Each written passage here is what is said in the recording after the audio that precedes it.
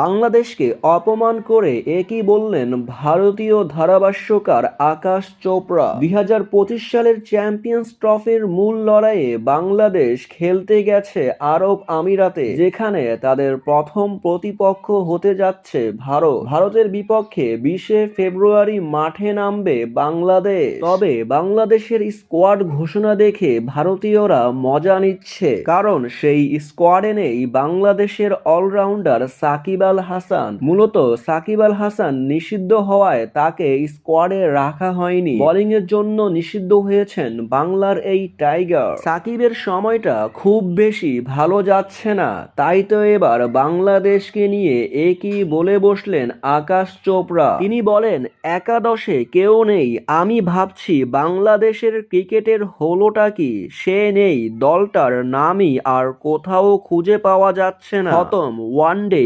টি-20, test, কোথাও কোনো বাংলাদেশি নেই। মাঠে ও মাঠের বাহিরে তাদের শুধু পতনই হচ্ছে। এটা খুবই দুর্ভাগ্যজনক। বাংলাদেশকে খুঁজেই পাওয়া যাবে না, খতম।